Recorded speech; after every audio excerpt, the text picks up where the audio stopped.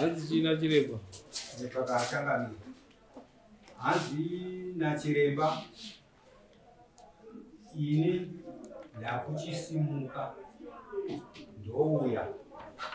Unotora bhurukwa pariri. Asi ndasimuka kutora bhurukwa iro pariri. Munobvisa mombe 5. Mombe 2 dzamambo, mombe 3 dzangu ini chiremba nembudzi 3 dzerusumudzi. Wakati mombe tinadzo. Wese wabva wabvumirana kuti ehe ngazviitwe izvo.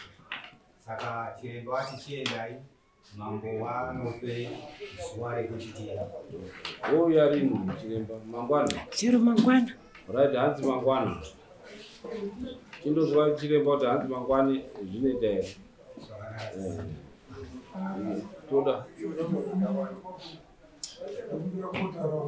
Wakapfeka heti.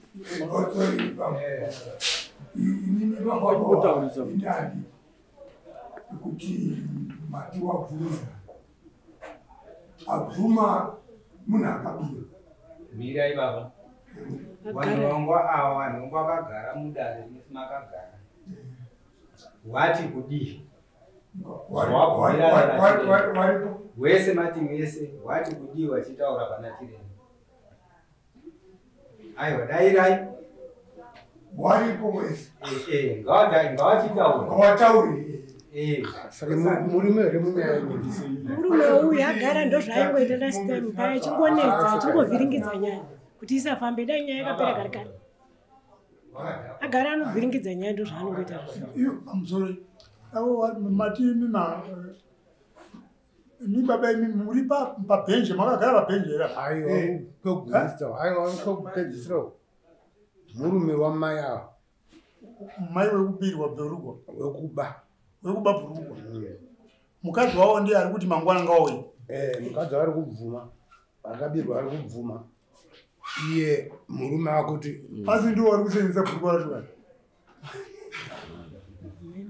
iwa panga akapfeka heti.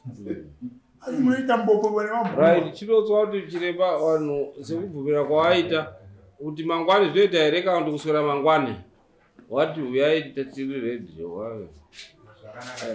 Kuda henyu imwe matara achipinda munotaurirwa zuva nayo.